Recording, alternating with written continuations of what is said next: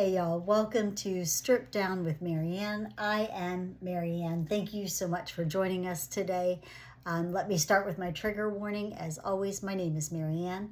I am a survivor of childhood physical abuse, sexual abuse, emotional abuse, spiritual abuse, financial abuse, and human trafficking. So that is my topic. That is what I talk about. If you resonate with any of those things, if a topic I talk about touches you in a way that doesn't feel good, my intent is never to harm. And so if something is touching you, please reach out to your safe people in your area. If you don't know who those helpers are, please reach out to me and I will help you find those people in your area. That is my trigger warning. Thank you so much for joining us today.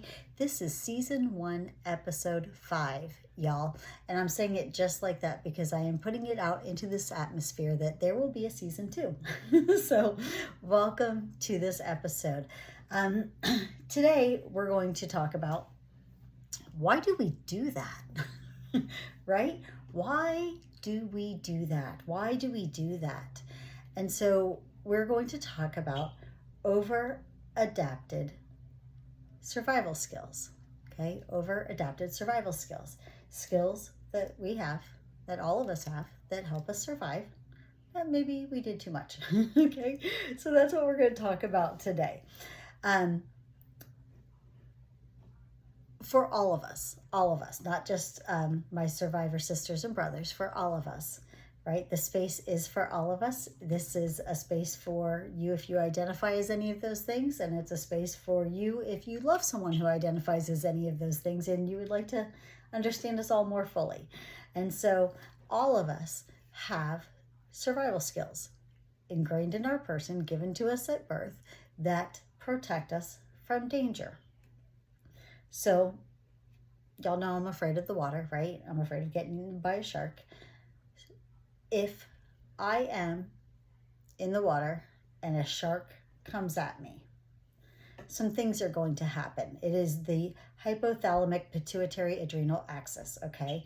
Our fight or flight response that is going to happen. So as I'm in the water, not too deep, but as I'm in the water and the shark is approaching, what happens is, first, my eyes see the danger, right? And it immediately tells my brain, uh-oh, something's wrong. So when it tells my brain something's wrong, my hypothalamus jumps into action and goes, ooh, something's wrong. Hey, pituitary gland, something's wrong. We need you to start working. And the pituitary gland turns to the adrenal glands and says, hey, y'all, send out all the stress hormones. Send out all the stress hormones. Send out all those things that are going to make our breath quicken, our heartbeat quicken, our senses are more heightened, right? Those are all things that are going to help us avoid the shark, okay? Or fight the shark, right? And so all that happens instantly, it seems like, right? Faster than we can comprehend. And so it all happens to put us in a position of fight or flight.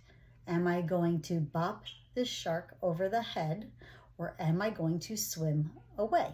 And we all have that skill. It's a great skill, right? That's our safety skill, okay? All of those things work. It sends out all of the stress hormones.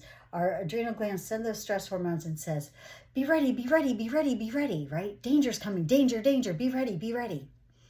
And that's awesome when there's a shark, right? What happens when there's hundreds of sharks? And so every time you turn, everywhere you move, you can't swim away, you can't fight away. There's another shark, another shark, another shark, another shark. So what happens when that happens? I mean, there's so many sharks, when it's overwhelming, when it's pervasive sharks, right? I don't think you could say that like that. But when there's so many sharks, there's so much danger. Our fight or flight, our brain that was going to survive us so well goes into overdrive, and it starts putting out those stress hormones constantly. Be ready, be ready, be ready. So that way, everywhere you turn with those sharks, you are ready, right? That's what it does. And that's awesome. Except when it does it too much, what happens is sometimes it's not a shark. Sometimes it was just a coconut, or sometimes it was a dolphin, or sometimes it was, just a shadow. And so our brain gets so used to be ready, be ready, be ready, because the danger was real, that as the danger is less real or is decreasing or going away, as the danger leaves, our brain doesn't process it. Our brain doesn't process that it's leaving. It sees the shadow as a shark. It sees the dolphin as a shark. It sees the coconut as a shark. And so it's constantly staying in that fight or flight. And so that is what survival brain is. Survival brain is taking all of those great skills that saved us in the middle of danger, but now we've used them so much that our brain is stuck there, okay? And that's what we're talking about today, guys. So what happens when we have the daily danger, the regular danger, the regular abuse? You absolutely need fight or flight during those times. What happens as we leave the abusive situations, right, and start to find healing and work towards having a healthy lifestyle?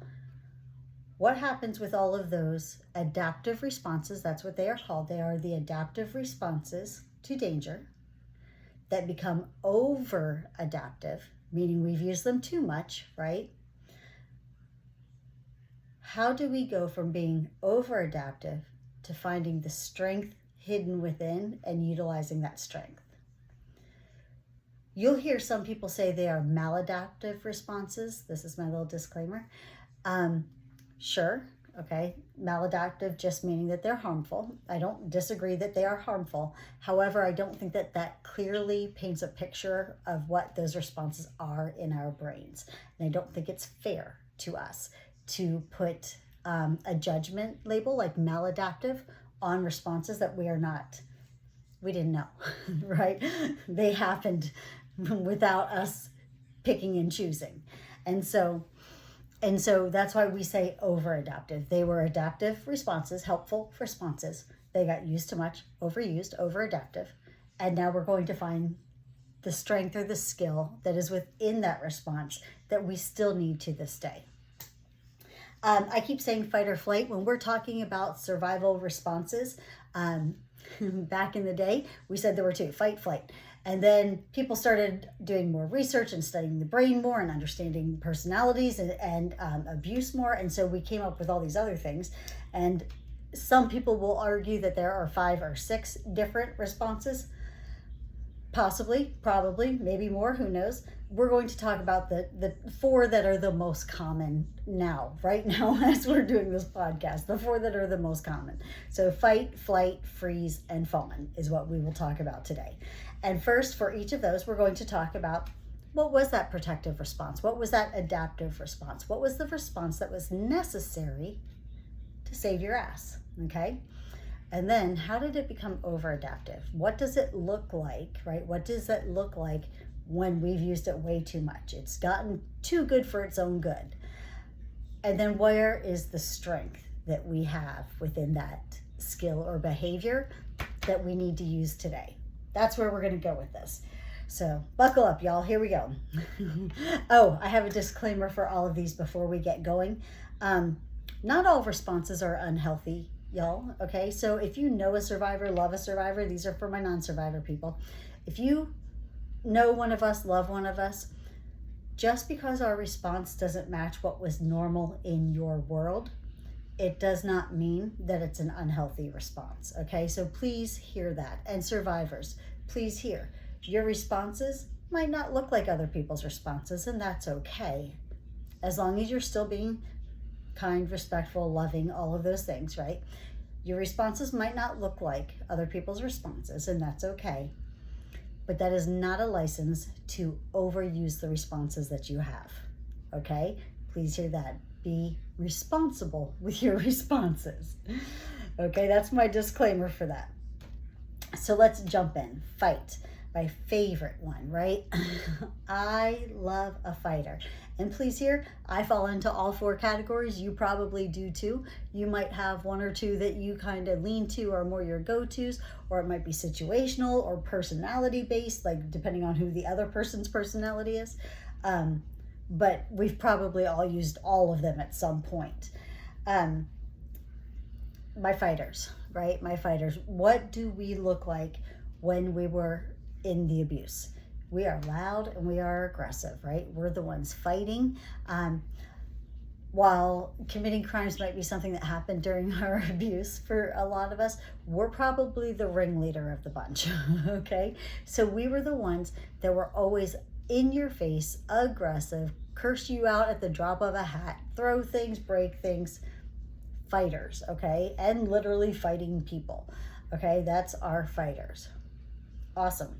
Did that help you while you were being abused? Absolutely yes.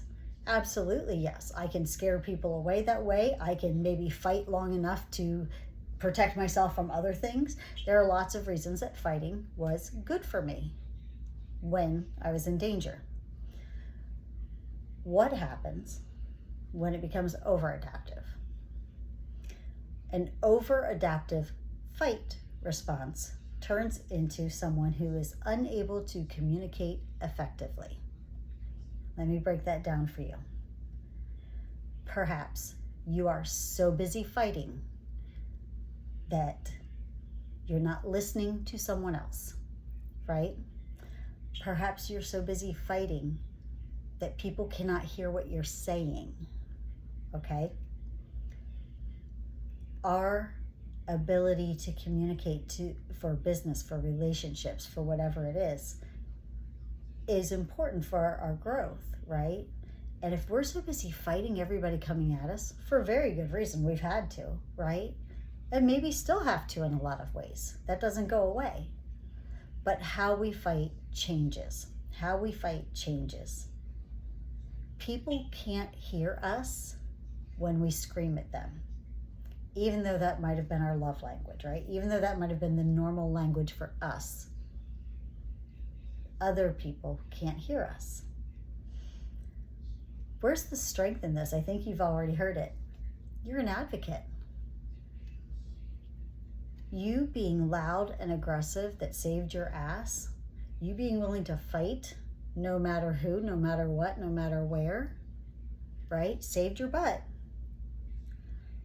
Probably has gotten you into trouble sometime or two. Probably has gotten in your way sometime or two. And my survivor sisters and brothers, I bet you feel this, that probably you can pick a time in your life when you're like, crap, I wish I would have just stopped fighting right then, right? But what it made us was super strong advocates for what is right for us. We're going to stand up to people who tell us no. We're going to stand up on behalf of other people. We're going to stand up and speak our truth. And so that over-adaptive skill turns into a beautiful strength when it's used appropriately. Those are my fighters. Next up, flight. Come on, my runners. I love to run, right? I love to run. And so we run in a couple of different ways. We run physically.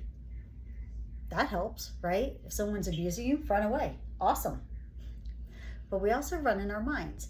So if someone is abusing you, you can box it out and dissociate and not have to be part of the abuse, right? Those are both beautiful skills. Those are skills that saved you in danger. Those are skills that served you well.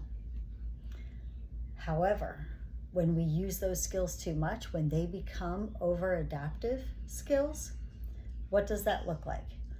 For my physical runners, my ones who run away, right? You may be unable to sit still now, right?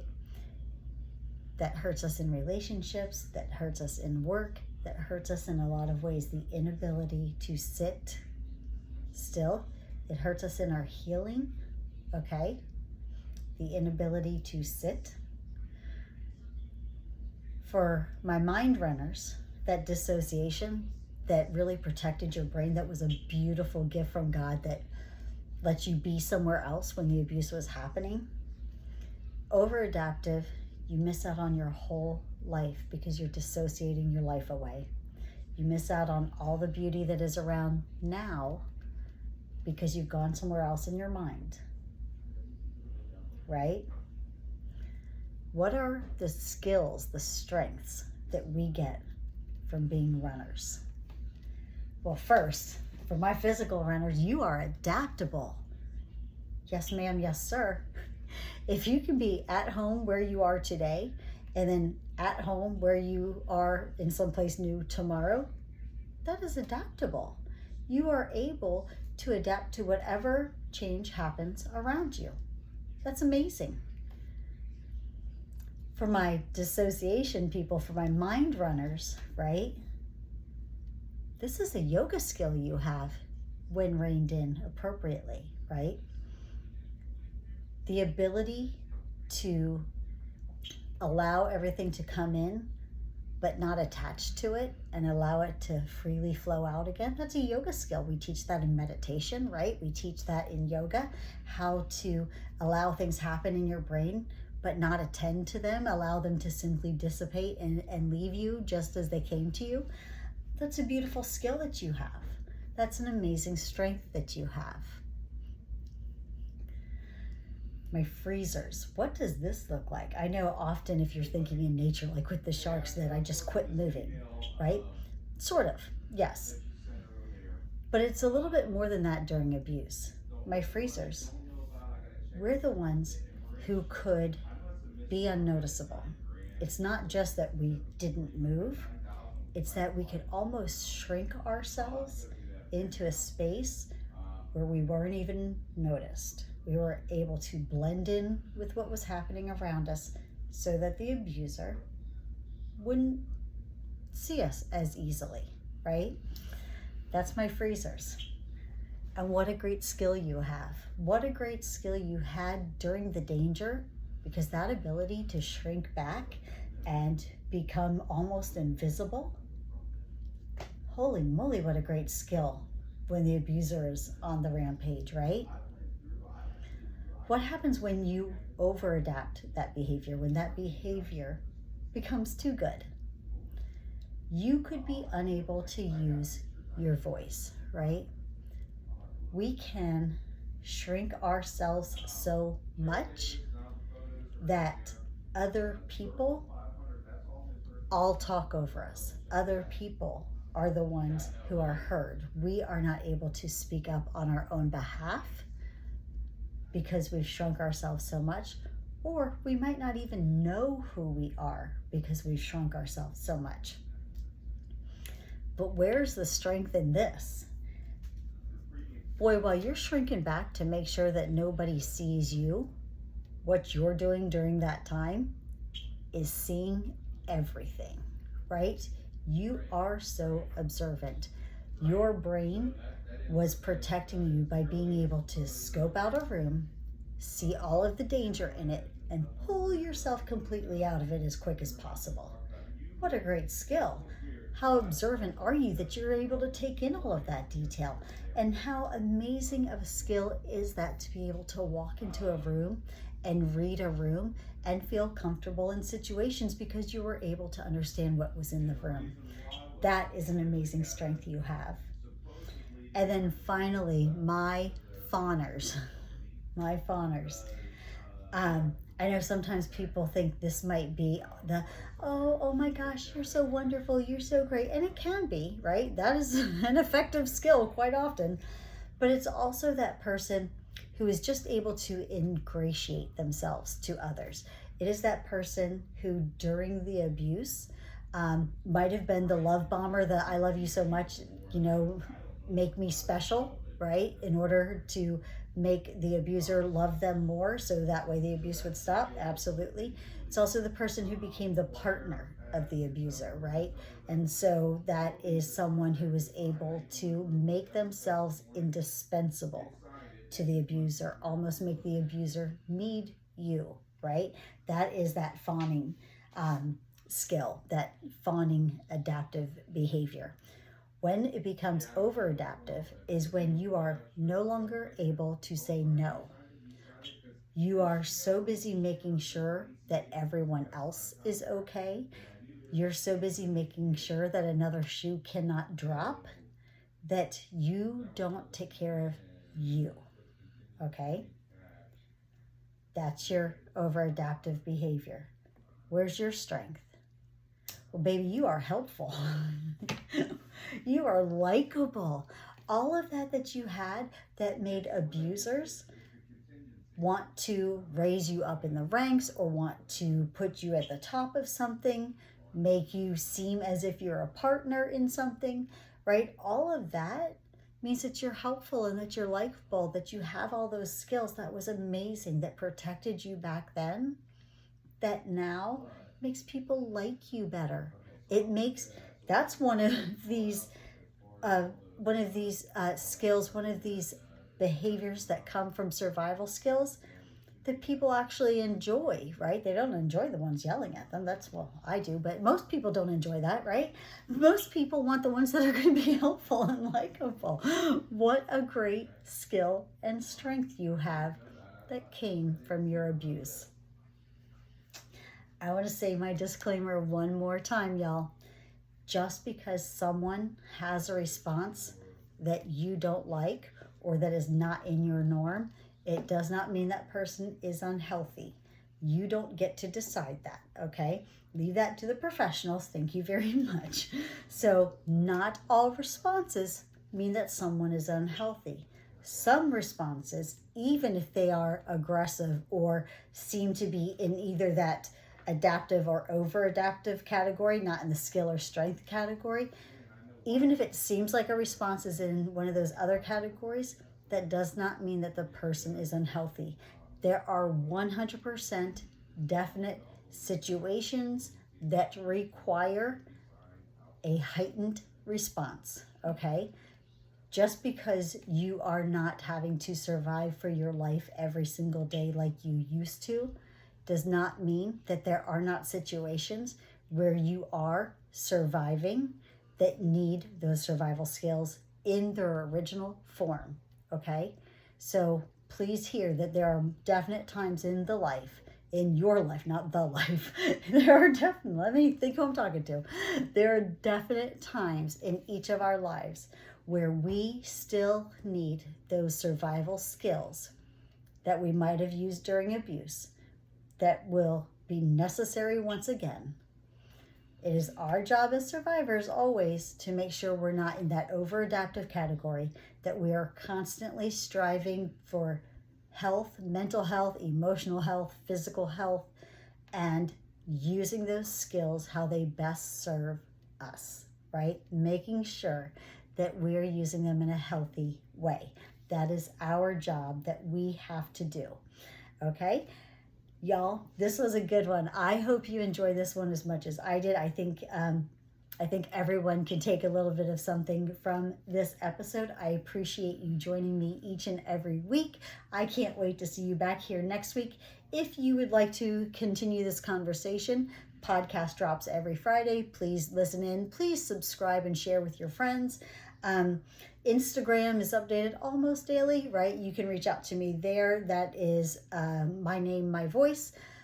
No, it's not. It's Stripped Down with Marianne. It is Stripped Down with Marianne.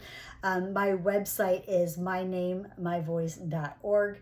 If you would like to hire me, that is what I do, is I provide teaching and education and ongoing consultation for anything from human trafficking to trauma to any of those topics that we just talked about too. But if you are an organization who wants to grow your anti-trafficking program, I provide ongoing consultation for that also. I think that's all. I think that's what I have. Oh, YouTube, we're struggling, y'all. YouTube is getting there. We're getting there. Y'all are used to me now. It's week 5. You're used to me. So it's getting there. Thanks, guys. I appreciate you joining me, and I will see you next week. Peace.